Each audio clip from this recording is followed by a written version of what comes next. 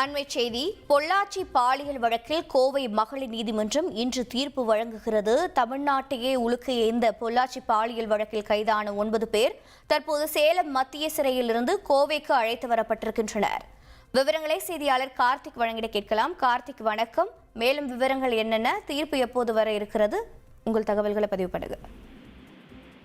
வணக்கம். நாட்டையே உலுக்கிய பொள்ளாச்சி பாலியல் வழக்கில் இன்று தீர்ப்பு வழங்கப்படுகிறது. இந்நிலையில் சேலம் மத்திய சிறையிலிருந்து காலை 5 மணிக்கு இந்த வழக்கில் கைது செய்யப்பட்ட திருநாவுக்கரசு, சபரிராஜன், சதீஷ், வசந்தகுமார், மணிவண்ணன், அருளானந்தம், ஹெரேன்பால், பாபு, அருண்குமார் உள்ளிட்ட 9 நபர்களை போலீசார் பலத்த பாதுகாப்புடன் கோவை நீதிமன்றம் அழைத்து வந்தனர். தற்போது நீதிமன்ற வளாகத்திற்கு அவர்கள் அழைத்து செல்லக்கூடிய காட்சிகள் நம்ம பார்த்து வருகிறோம். இன்று காலை 10:30 மணி அளவில் சரியாக இந்த வழக்கு இறுதி விசாரணை தொடங்கி இந்த வழக்குல இன்று அவர்களுக்கு தீர்ப்பு வழங்க இருக்கிறது. ஒவ்வொரு நபராக அவர்களுக்கு தீர்ப்பு வழங்கப்பட்டு அவர்களுடைய தண்டனை காலங்கள் அறிவிக்கப்படும். தண்டனை காலம் அறிவிக்க இன்று மதியம் வரைக்கும் மதியத்திற்கு மேல் ஏற்படும் என்ற தகவல்கள் வெளியாகி இருக்கு.